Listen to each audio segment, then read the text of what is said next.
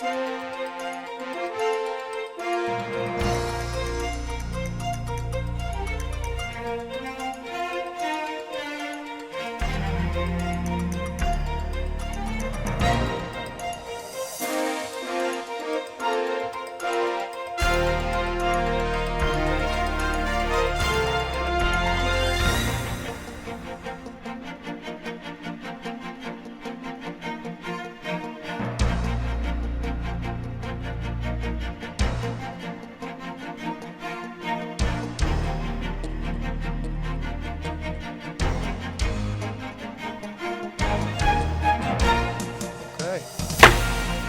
It's 6 o'clock, so we will begin the Kern Council of Governments Transportation Planning Policy Committee Board. We'll start with Pledge of Allegiance. Salute, pledge. I pledge allegiance to the flag of the United States of America and to the republic for which it stands, one nation, under God, indivisible, with liberty and justice for all. Roll call, please. Ione, Present.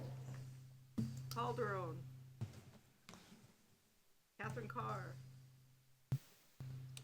Couch, Espinoza, Here. Gorman, Here, I can barely hear you, Becky. Sorry, I wasn't on the mic. Hawkins, Here. Morris, Knorr, Here. Parlier, Para, I'm here. Reyna, Here. Bob Here. Smith, I am here. Phil Smith, Here. Solorio Ruiz, Warney. Here. Thank you. Thank you. Public comments. This portion of the meeting is reserved for persons to address the committee on any matter not on this agenda but under the jurisdiction of the committee. Committee members may respond briefly to statements made or questions posed. They may ask a question for clarification, make a referral to staff for factual information, or request staff to report back to the committee at a later meeting. Speakers are limited to 2 minutes. Please state your name and address for the record prior to making a presentation.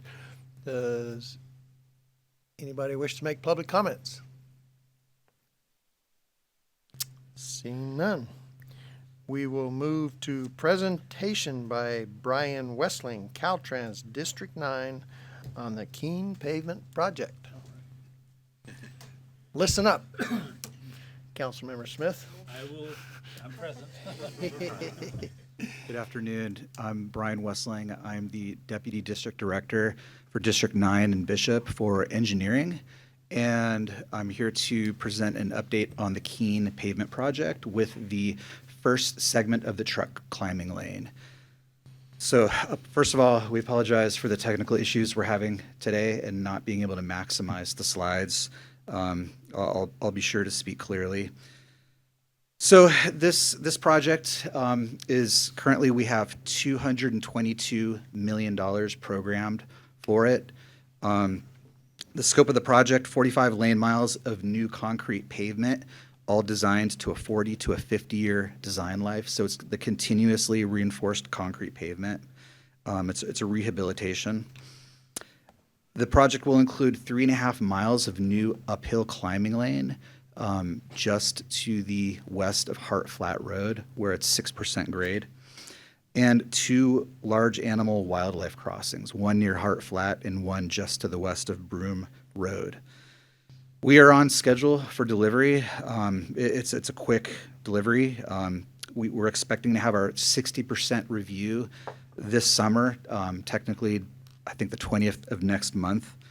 100% design is due the following summer, 2026.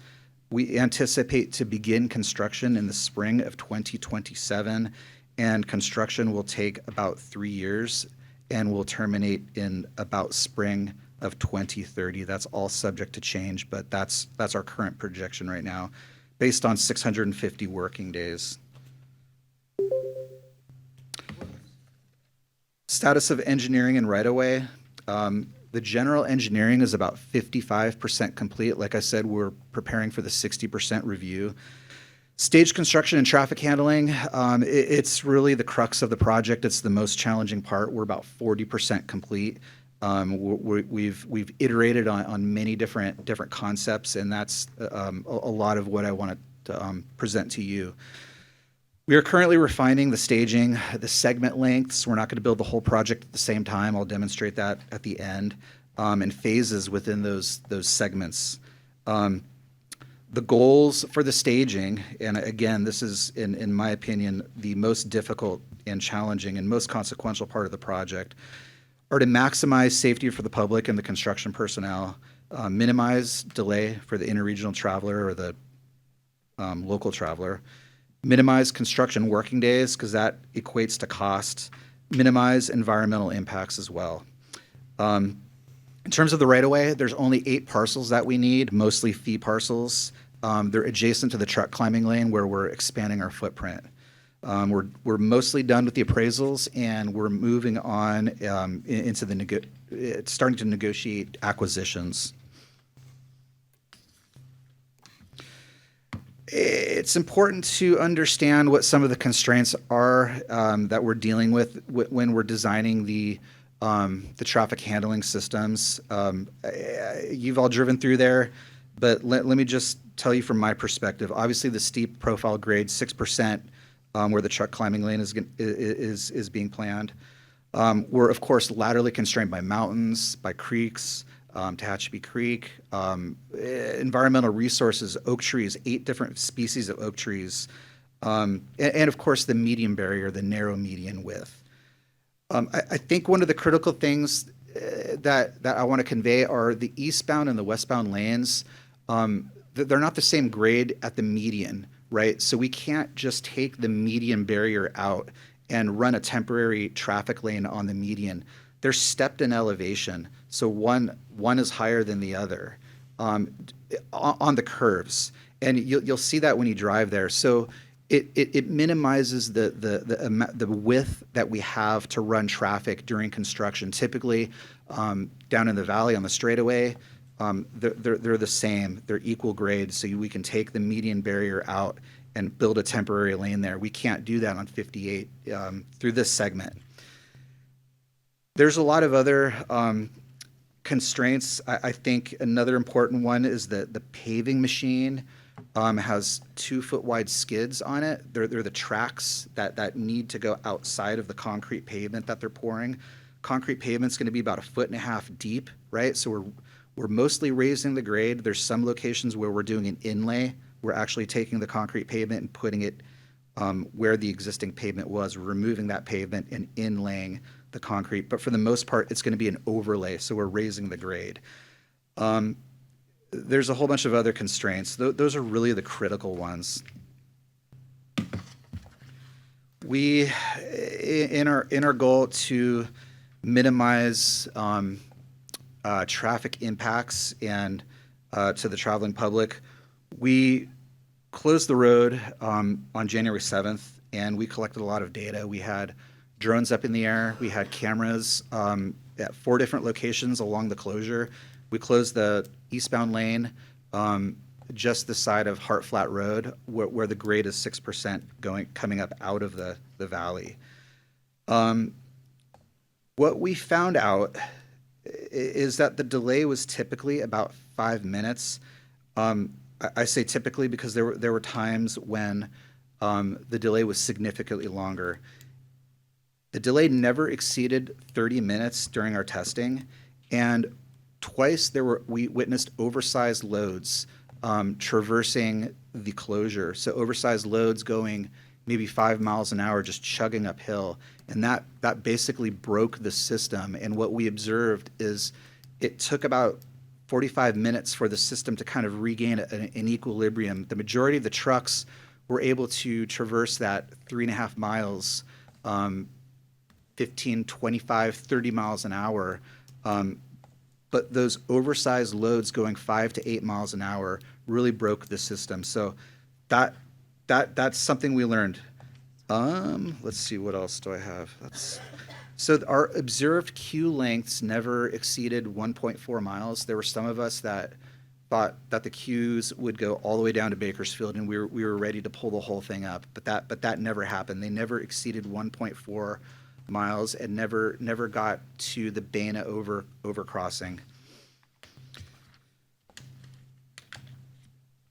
Okay, what we're looking at is, because of the constraints, we are looking at doing one lane of construction and then having one open lane, uphill and downhill. And the reason for this is because we can have a shoulder.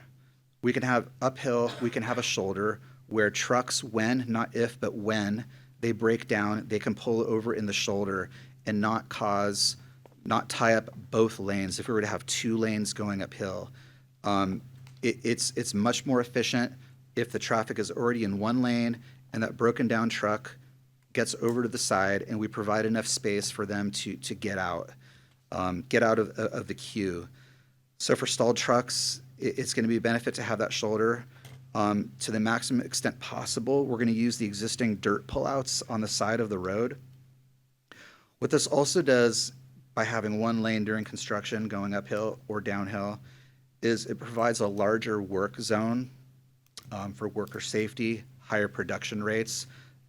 Right, so the production rates I'm talking about right now, even closing, only having one lane uphill and downhill, it's still a 3-year construction project. It would be considerably more if we were to have to carry 2 lanes in one direction. Fewer stages, fewer phases, fewer working days. Another bonus of having one lane going uphill or downhill is that we would have no major off-system detours where we build, or full facility closures where we build the wildlife undercrossings.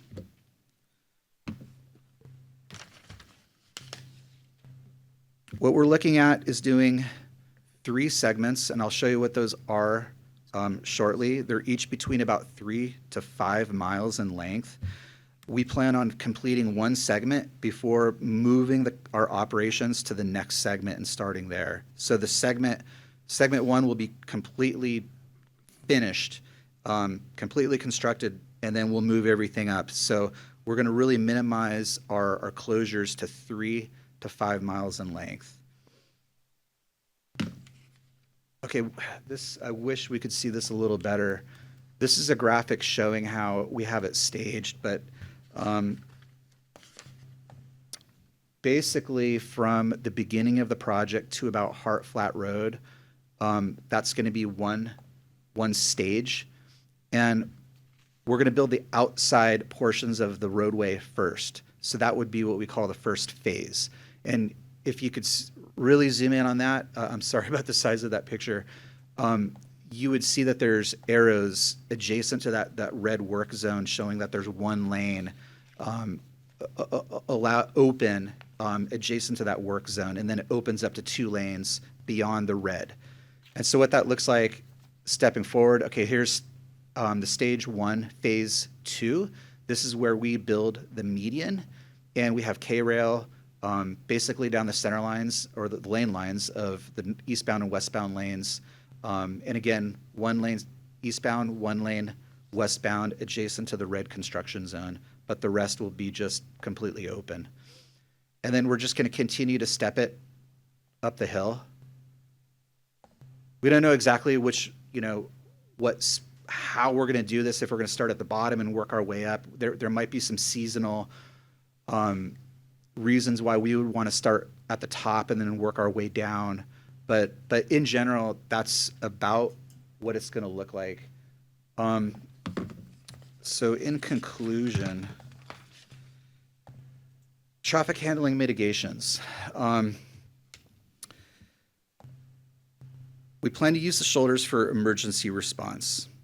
We're going to have a 24-hour freeway service patrol. That's basically a tow truck that is mobilized on the project as an on-call basis 24 hours a day.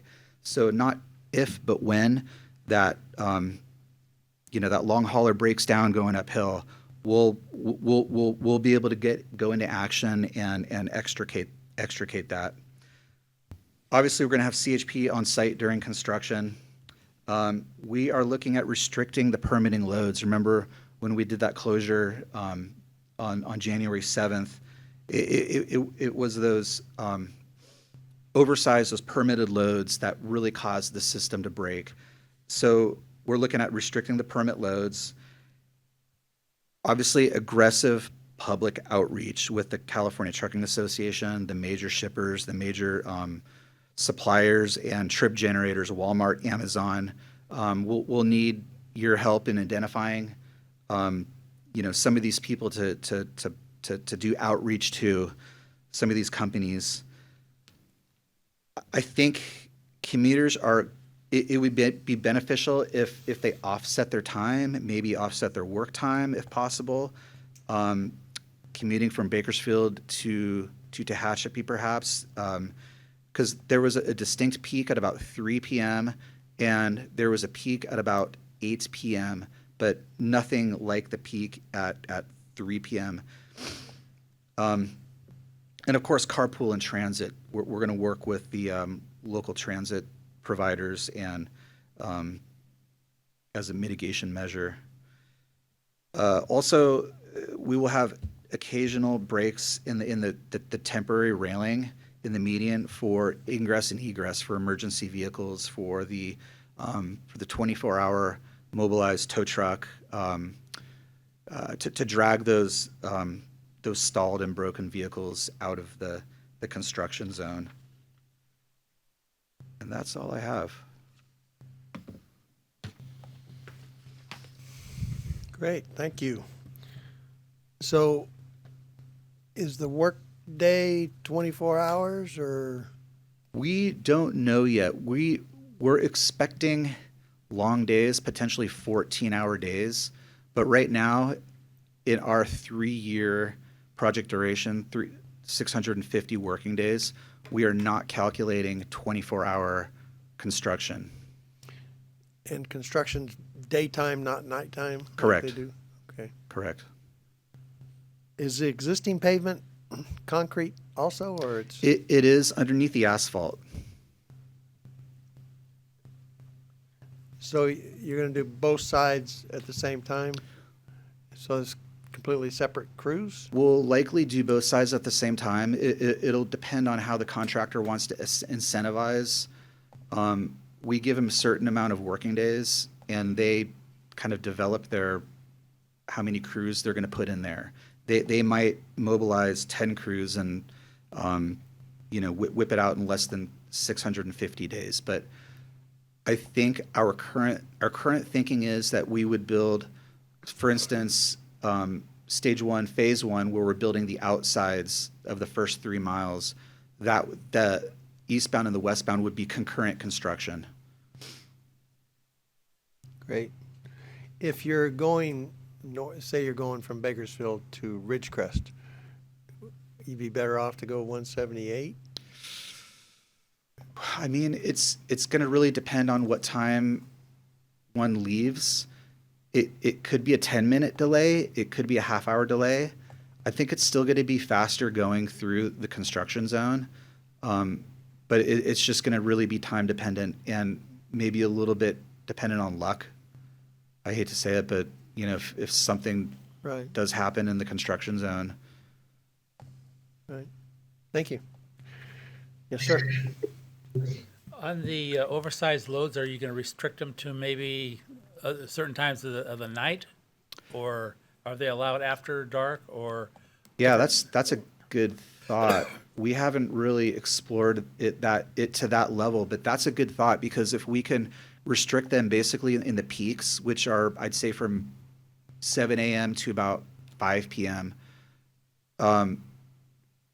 I think it could work. So we need to explore that. That's a really good idea. And then on the existing pavement, is that being torn out completely and putting in new base, or that's the base? In areas, it's being completely removed. Where there's slabs that are cracked beyond structural integrity, we're completely removing the slabs. Those are few and far between. I'd say probably about 5%. For the most part, what we're going to do is cold plane the asphalt that's already there, or pave asphalt. It's going to be kind of a bond breaker and a leveling course, and then we're going to put brand new concrete with all the rebar. It's basically going to be a bridge deck. There's going to be no there's going to be very minimal joints. It's not going to be the kind of concrete that, it's going to be really smooth. It's basically a bridge deck with all the rebar, lateral and transverse rebar. But yet we're mostly overlaying it. For example, between Mojave and Roseman, they put in a layer of asphalt on top of the concrete that was there. Right. And then overlaid that. So you had new asphalt on top of old concrete, and then new concrete on top of that. That was that bond breaker and the leveling course. Okay, So we'll do some of that on this project too, where we okay. So you'll have new asphalt underneath the concrete. right. Because that concrete's been there for a very long time in that area between, 73 maybe. Yeah, yeah. it's maybe. time. Yes. Construction speed limit would be 55 or less? In the- 55. In the segments? Probably 55. And the parcels that are adjacent, 8 parcels you said? Correct. Any snags there, or you feel confident? that you're We're negotiating. There's some back and forth. We're making some concessions. I think we'll come to agreement. And those are just adjacent on the south side of 58 between Caliente and Hard Flat Yes. in that area? Yes. Correct? Okay. Thank you. You're welcome. And you said 222 million. Correct. It was 256 million for the rehab and the truck climbing. What's the 222 exactly? That's what's programmed. The truck climbing lane, we're only doing the first segment of it. Second segment. Okay. Yes, thank you. The second segment, right. Not the one coming out of General Bale Road. Correct, Right. in District 6. Right. Yes. Okay, so, all right. But there was 256 million allocated for the rehab and truck climbing lanes for this segment, correct? We have $222.7 million programmed of IJA money, 100% IJA money, federal money. And we've got that in the bank? It is right now. All right. You better spend it. You know what I'm talking about. Yeah. All right, yeah. Got a commitment. Everybody knows I've been on here for 30 years, and I'd like to have it done before. That was only Understood. 3 years. No. Anyway, and this has been programmed for about 20 years. That's when Caltrans identified this in 22 years ago, maybe even longer, but I think 2002. So that's how long this has been in the works. So we don't want it to slip any further. And when you say spring of 2027, that would be, when does spring begin? April? See, that's sort of a, Yeah, that's squishy. For a reason. It could be March, it could be May. Really, our kind of the funds expire, and they expire at allocation. So we need to allocate by we need to allocate the funds by September 27. No, September 26. correct. 26. So that's really the drop dead. Maybe we could scoot it up a little. That would be even better. Have a little insurance that those funds will be there. We're going as fast as we can. We have our partners in the Central Region, Fresno, working on the design. They have multiple units working on it. We have people in Bishop working on it concurrently. We're doing everything we can to streamline, but I appreciate your urgency. Yes.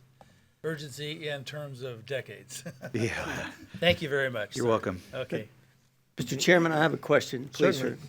sir. When you talked about the traffic study that you did, I drive that route. all the time. I go up and down. I have a house in Arizona, so I experience the truck climbing issue where one truck is passing another truck.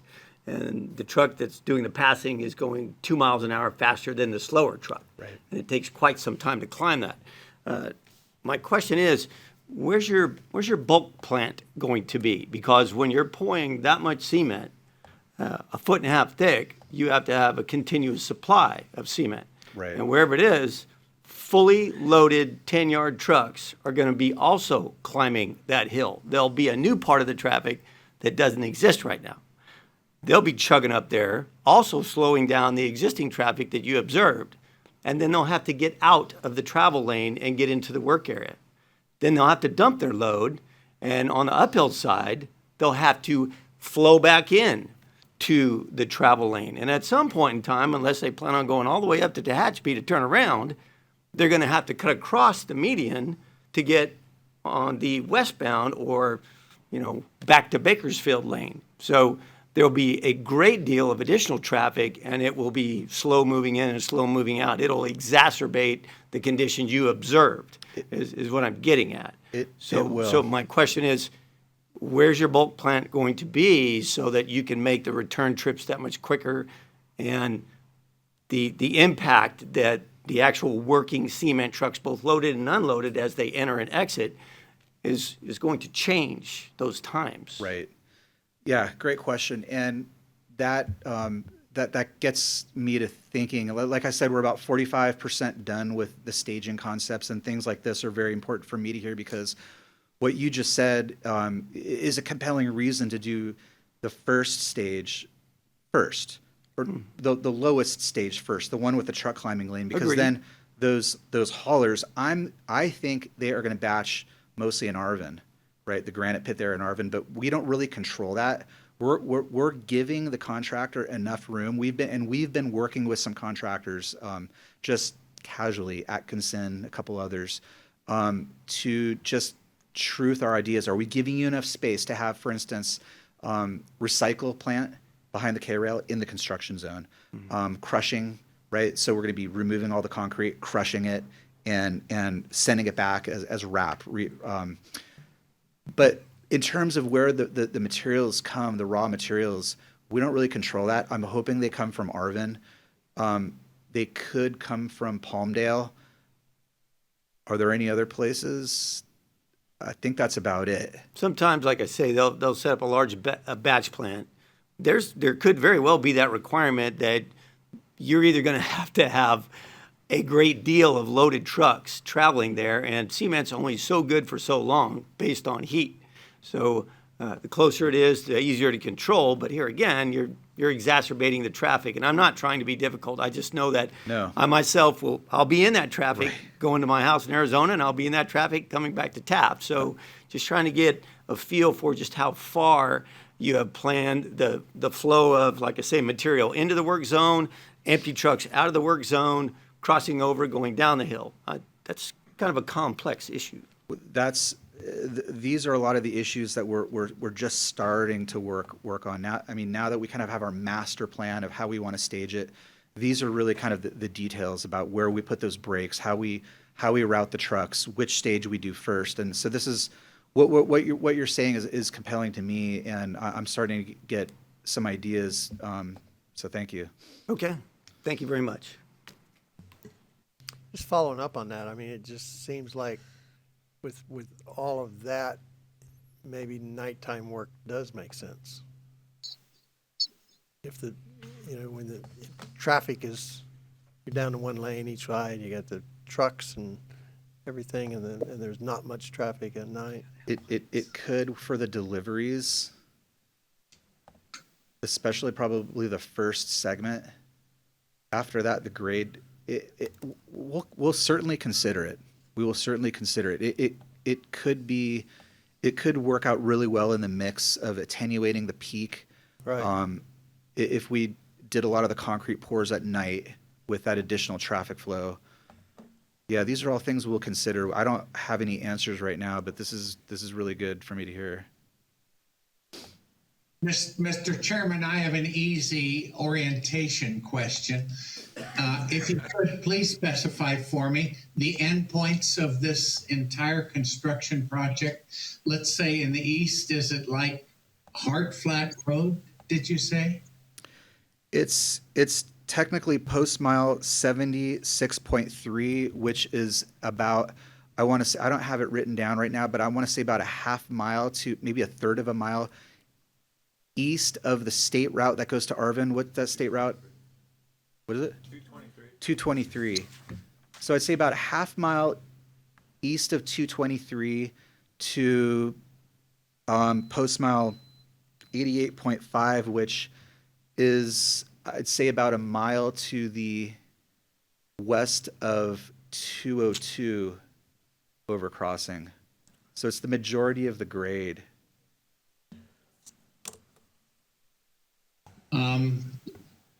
Thank you. You say post mile 76.3? Correct. Thank you. Any other questions? I have one real quick. Yes.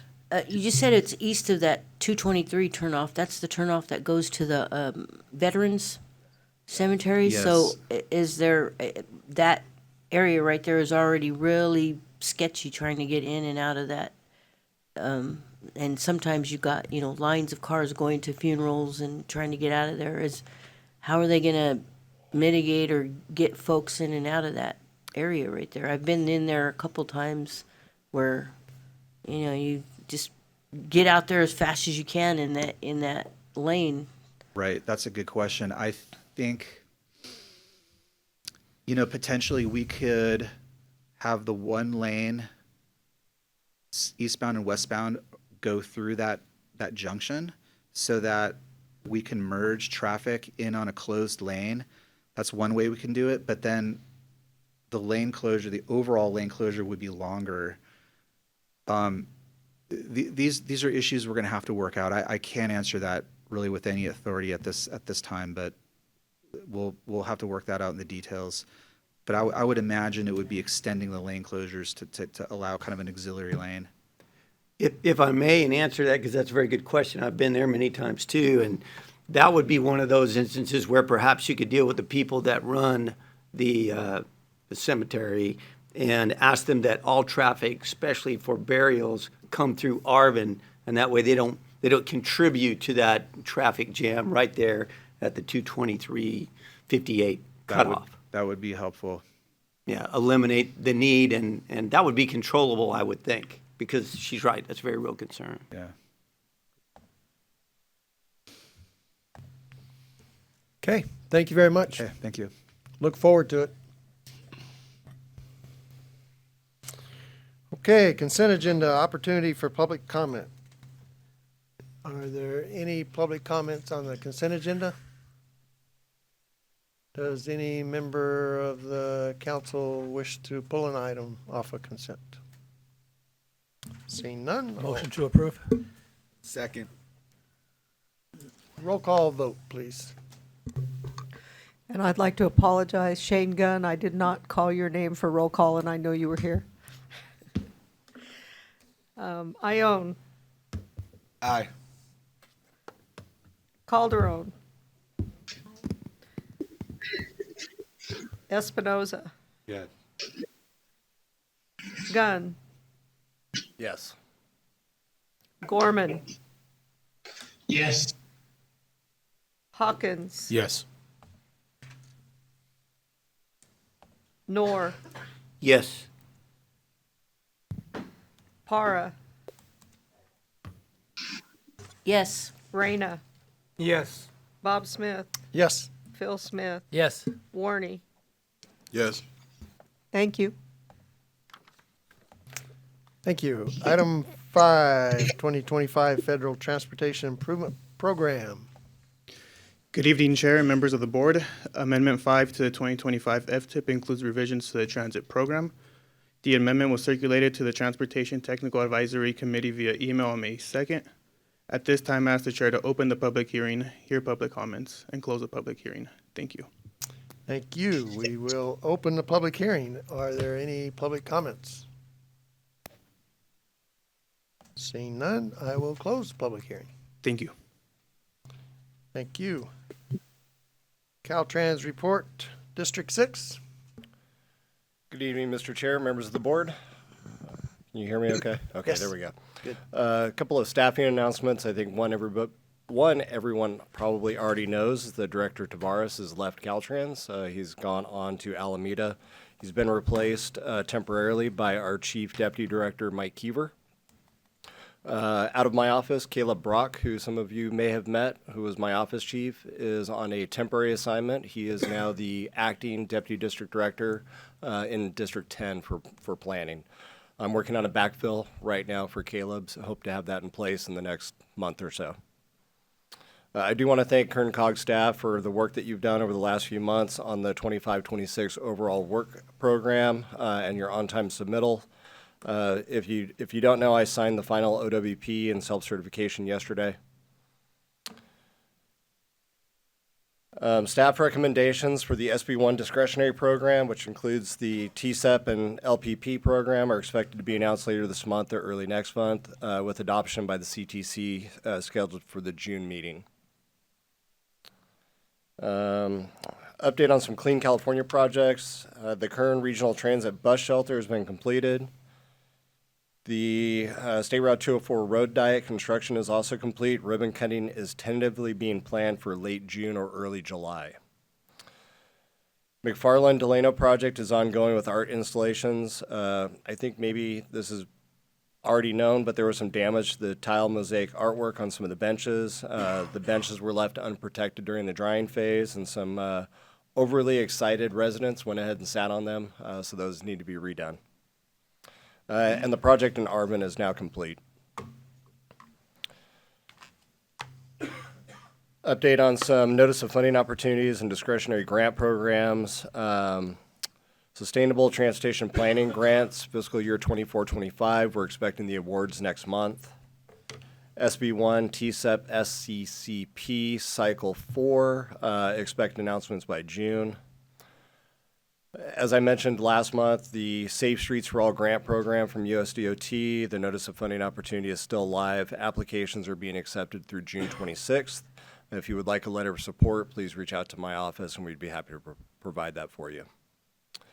The USDOT's Build America Bureau recently issued a notice of funding opportunity for up to $20 million in no-match grants for Regional Infrastructure Accelerators Program. This program funds technical resources, planning, and project development to expedite regional transportation infrastructure through innovative financing and delivery methods, including public-private partnerships. Applications are due by June 16th. Once again, if you'd like a letter of support from Caltrans, we're available to do that. Quick update on the 99 CMCP that's been in the works for a couple of years now. We had hoped to have a draft of that document by the end of April. About a week before that was scheduled to go out, we found some modeling errors that needed to be updated. So the draft will be coming out, I'm hesitant to say, but possibly another 6 weeks. Aaron, I know this is of interest to you, the Kern 178 storm work. The team is currently focused on installing the last remaining forms in preparation of the final concrete pour of the wall. Crews are actively stripping forms from previously completed pours, conducting some backfill operations in areas where access is currently permitted. The forecast for some future operations in there, the final section of the wall was completed just on April 21st. So following this milestone, backfill operations are commencing. What's coming up next is deconstruction of the existing berm and building up the scour zone. The anticipated completion date for all of these activities is August 25th. Project updates include Wasco 46 pedestrian beacon. This is the project to install a Hawk beacon system, traffic signs, restripe some pavement markings. The co-op was executed on April 28th, and we're working on obtaining right-of-way certification approval. Once that is done, the encroachment package will be submitted. Wasco 43, the Wasco 43 and 8th Street project, which is for the rectangular rapid flashing beacons, bulb outs, and ADA compliant ramps. The permit was granted yesterday on the 14th. State Route 46 and 43 intersection improvements. This is the roundabout project. Utility relocations are going to be beginning this summer. Project construction is scheduled to be awarded in the fall, but it'll have a delayed start to coordinate with the railroad as well as the continued utility relocations. The southbound to westbound 58 connector ramp, 30% constructability review was held on April 28th. Structure type selection was on April 29th. Caltrans has approved the consultant's geometric approval design package this week. Delano 155 rehab. This is the project in Delano from Fremont Street to west of Browning Road. Target design completion date for that one is June of this year. Target start of construction is spring of next year. 43 and 7th Standard Road roundabout project, 65% constructability review was completed on May 6th. The State Route 43 Santa Fe roundabout, it's in the PS&E phase. Target design completion is August of this year. California Aqueduct 166 bridge rehab. This contract was awarded to Granite Construction. There will be a delayed start on this one as the contractor is currently working on getting encroachment permits from DWR. Bakersfield 99 Rehab South. Project scope has been expanded to include the southbound Ox Lane and Palm Street bridge replacement, California bridge widening to be paid for by the shop. Project is currently in the at the end of the P&ED phase. 30% constructability review was held on April 22nd. Weed Patch 3R Rehab. This is to rehabilitate 184 in Kern County between Wharton Avenue and Edison Highway. Target advertisement for that one is this month with an estimated construction start date of the summer of this year as well.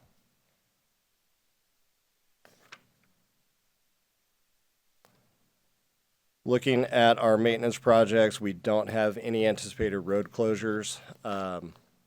All work that is planned to start in the next month will have one-way traffic control, so no major closures on the maintenance side. That's the end of my updates. Any questions? Any questions? Yes. Yes. Shane, can you clarify what you said, Delano and McFarland, as far as the benches? Yeah, so they are working towards replacing the damaged mosaics right now, and they're also working on plan establishment. But which one? Oh, they have that together. Oh, different cities, but Yeah, okay. I just caught that. No problem. Thank you. I know it's happened before. Kind of people skip over McFarland, but I don't want to do that next time. Absolutely. I just want to thank the Caltrans workers clean alongside 99 before our first great festival in April. They did a very excellent job, cleaned up both the exit entry points. Right. And the residents were happy. We got a lot of people from out of town coming in. Just want to give the thanks to District 6 and the Caltrans workers. Thank you. I'll pass that on to And also John want to thank Aaron for participating in the run. He did well, so thanks for coming. But thank you again. Thank you. Any other questions? Do we have District 9? You're going to cover. Double duty. Okay, Eastern Kern, District 9. First off, we had a wonderful ribbon cutting for our new maintenance station up in Tehachapi on May 6th. I know some of you were there. Thank you very much for coming. Jay, thanks for working with us on securing the site. It's really going to improve our operations and our response time. And it's unprecedented for us to get a new maintenance station. It hasn't happened in my 25-year career there. Let's see, Clean California Tehachapi litter cleanup. That was on April 22nd. Caltrans District 9 participated in Tehachapi Earth Day cleanup at the Antelope Valley Bike Run. Apparently more than 30 bags of trash were picked up that morning. The event was hosted by the Tehachapi Area Association of Realtors, Love Tehachapi, and the City of Tehachapi. and pictures of the event can be found on the City of Tehachapi's Facebook page. Let's see, ongoing current construction, the Kern County Pedestrian Safety Project. We are currently replacing crosswalks and installing retroreflective backplates on signal heads at 2 locations, Mojave at State Route 14 and Business 58, and also in Ridgecrest on State Route 178 from French Avenue to Richmond Road. Work on this project continues this week. The team's expected to stripe next week and then be done with construction shortly after. You may have noticed the 58 Edwards Median Safety Devices project in construction, 6 locations between State Route 58, on State Route 58 between Route 58 Business and Borax Road. This is a continuation of the one we did in Tehachapi last summer. The project was awarded to SB General Engineering out of Lakeside, California, and construction began on April 28th and is ongoing. And what we're doing there is improving safety by upgrading all of the median barrier safety devices, protecting the bridge, columns, and bents in the median. Excuse me.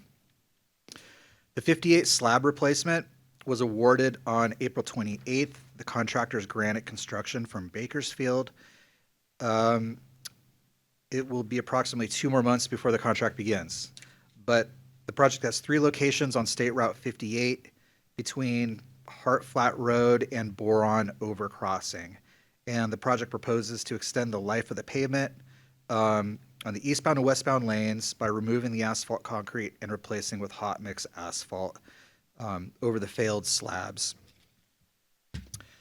And those are all the updates that I have. Any questions or comments? Questions? Yes. Yes, the Tehachapi Maintenance Station, beautiful facility. Thank you. The 92-year-old facility, they kind of outgrow it, but it's Indeed. a great facility. And thank you to Jay and those that asked for the station that mixes the slurry for the snow, the brine mix. The brine, yeah. Because they were having to go 120 miles round trip to get the brine, to bring it to Tehachapi Pass to the summit. So now it's on site, right there where they need it. So that's going to save a lot of money. Indeed. But it was a very good ceremony, very good. Thanks, Jay, for your speaking. But we certainly appreciate it. Yes. Thank you. Thank you. Any other comments, questions? Seeing none. Thank you, Brian. Okay, thank you. Executive Director's Report. Good evening, Mr. Chairman and board members. I have a few items on this agenda. The California Transportation Commission met today in San Francisco, finished early. First time I've seen that in at least 5 years. They will continue their meeting tomorrow. Shane already mentioned the big news from Caltrans and CTC is that Tony, the director, who many of you have met, has left. Mike Keever, his chief deputy, will be there until a permanent replacement is appointed. I've known Mike for over 20 years. He'll do a great job, but I don't think he will be competing for Tony's job. So we'll see who it is. As a reminder, RSTP and CMAQ call for projects is out right now. $60 million is available. Applications are due July 17th. And speaking of applications being due, the TDA Article 3, which is a much smaller amount, those applications are due mid-June, so just about a month to go on those.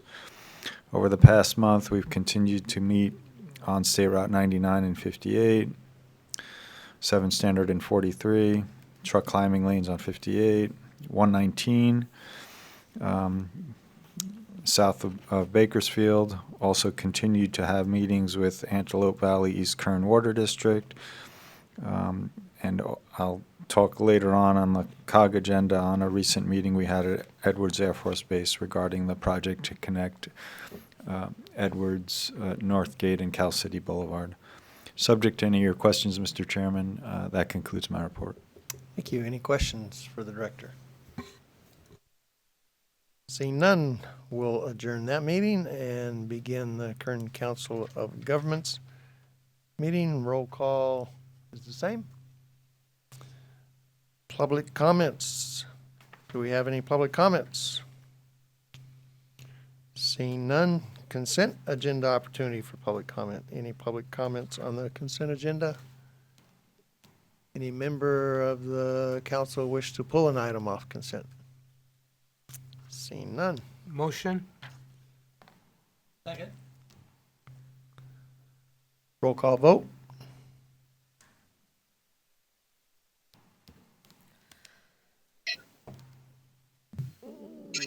Phil Smith, Yes. Bob Smith, Yes. Rayna, Yes. Knorr, Yes. Hawkins, Yes. Gorman, Yes. Espinoza, Yes. Calderon, Yes. and Ione. Aye. Thank you. Final Kern Council of Governments 2025-2026 financial plan. Ms. Napier. Yes.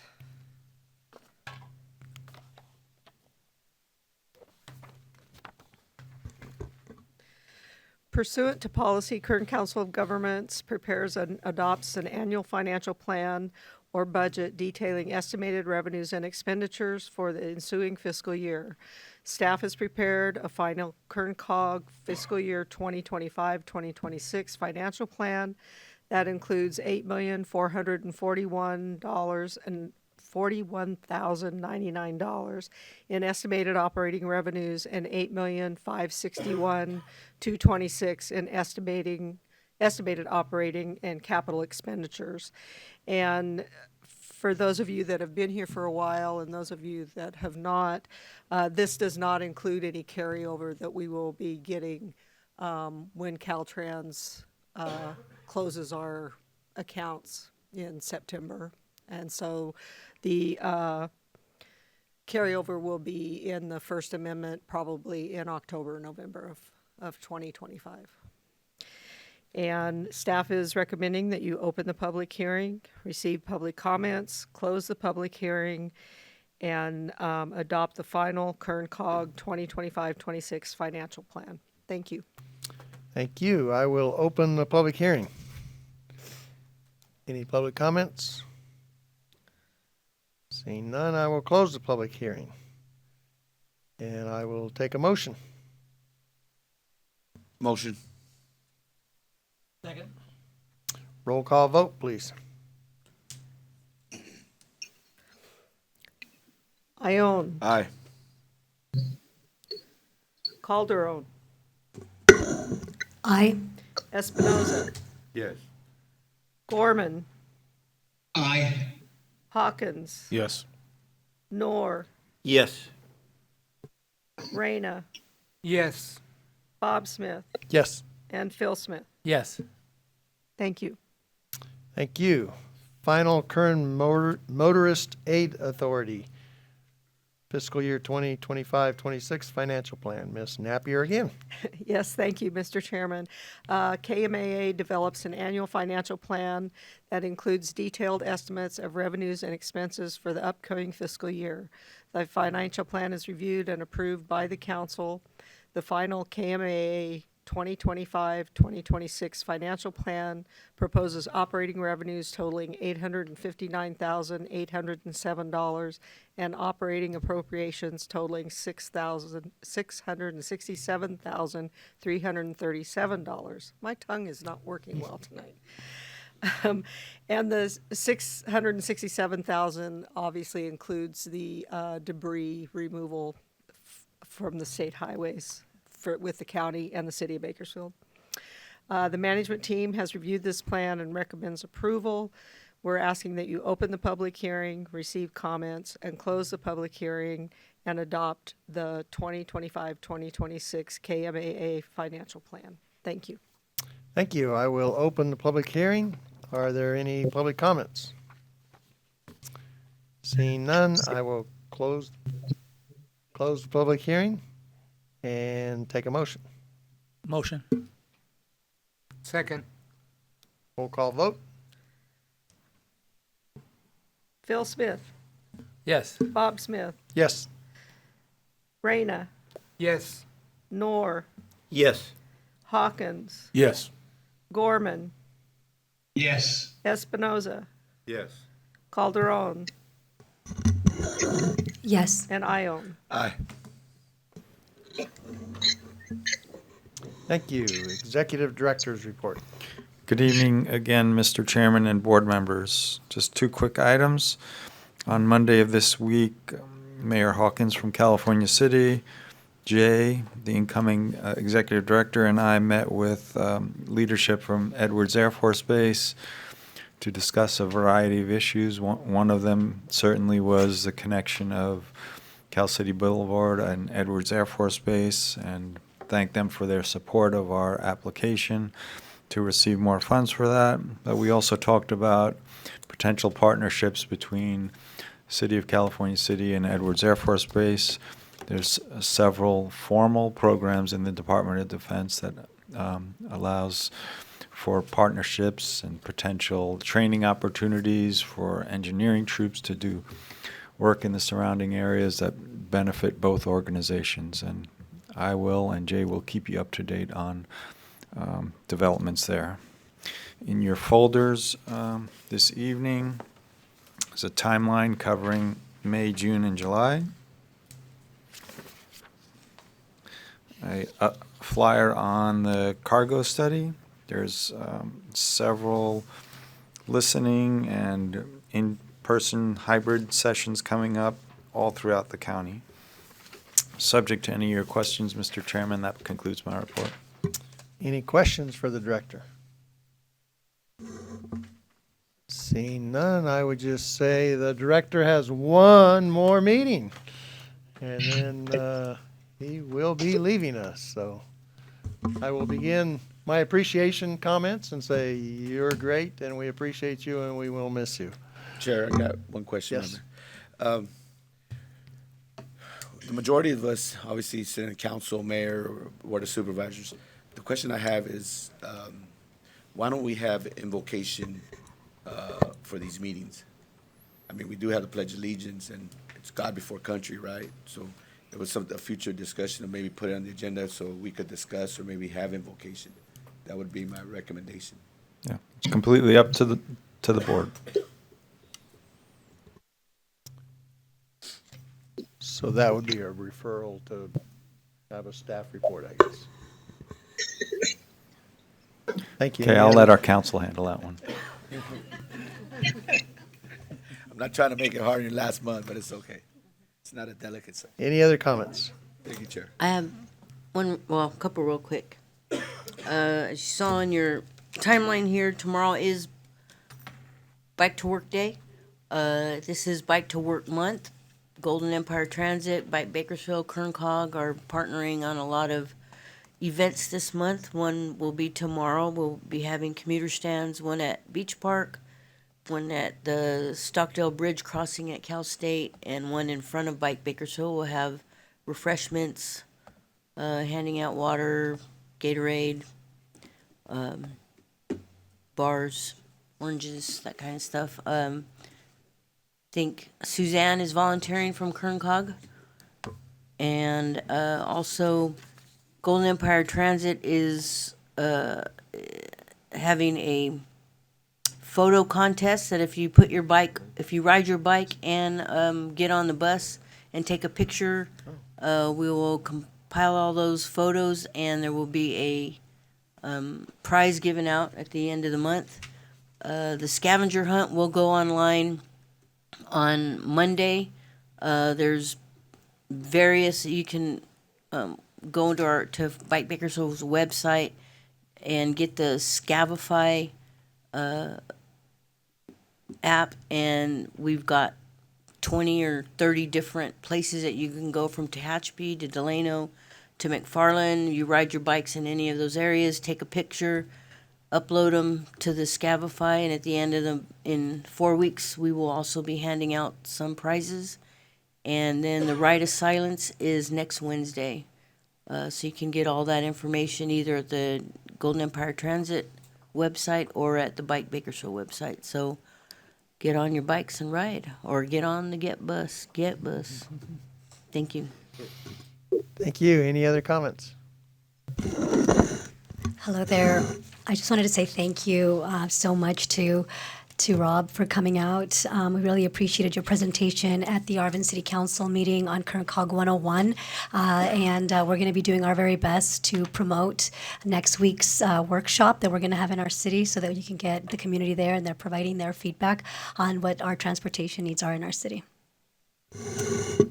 Thank you, Ms. Calderon, and I would like to welcome you as your first meeting, and we worked with your mother and appreciated her work and enjoyed it. So thank you very much and welcome.